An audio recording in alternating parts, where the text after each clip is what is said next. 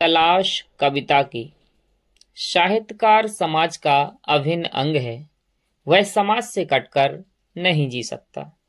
यह बात अलग है कि किसी युग में कविता पर प्रकृति और कभी भावुक कल्पनाएं हावी रही हों।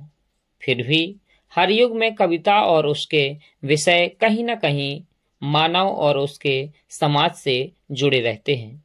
इसलिए समाज से हटकर और मानवीय भावनाओं से कटकर रचनाएं करना असंभव सा काम है। सामाजिक दृष्टिकोण से पुरानी कविताएं ज्यादा प्राणवान लगती हैं, लेकिन आज की कविता में तर्क चातुर्य अधिक आ गया है, जिसके कारण कविता समाज के लिए कम, कवियों और आलोचकों के लिए ज्यादा हो गई हैं। इस प्रकार की तर्क चातुर और विदेशी सिद्धांतों में बंधी कविताएं हमारी अपनी परंपरा से कटी होने के कारण पाठकों पर कोई रचनात्मक प्रभाव नहीं डालती, मात्र रीझ और आक्रोश भर पैदा करती हैं, जबकि रीझ और आक्रोश निर्माण कम और विनाश ज्यादा करता है। आज की कविता से रस गायब हो गया है और वे राजनीतिक गतिविधियों पर अधिक केंद्रित हो गई हैं। इसलिए पाठक को आज की कविता समझने के लिए कविता से कम राजनीतिक गतिविधियों से परिचित होना ज्यादा जरूरी हो गया है। यही कारण है कि आज की कविता अर्थनिरपेक्ष होती जा रही है। पहले की कविताओं में रचनाकार का अपना अर्थ होता था, जिसकी तलाश पाठक अथवा व्याख्याकार को रचना के भीतर करनी होती थी, परंतु आज की कविता में अर्थ की तलाश नहीं, उसकी फिटिंग करनी होती है। कविता में जब तक रस और अर्थ नहीं होगा, भावहीन होगी।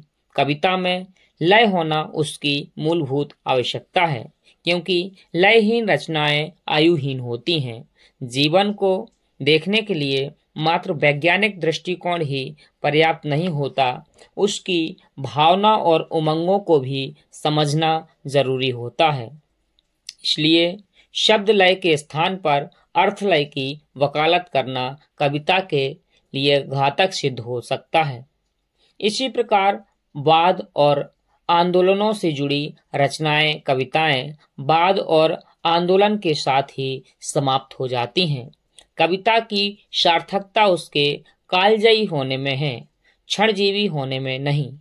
इसलिए वादों और आंदोलनों से कविता को बचाए रखा जाए तो ज्यादा अच्छा होगा, क्योंकि वाद से जुड़े हुए लोग मानवीय संवेदना और भावनाओं को कम बल्कि सिद्धांतों को ज्यादा महत्व देते हैं। इसके कारण कविता के शाश्वत मूल्यों का अवमूल्यन हो जाता है। यह आलेख भावभूषण आलेख संग्रह कुंवर शिवभूषण सिंह गौतम भूषण जी के द्वारा लिखा गया था। मैं वाचनकर्ता नितिन सिंह परमार, भारत, छतरपुर, मध्य प्रदेश से।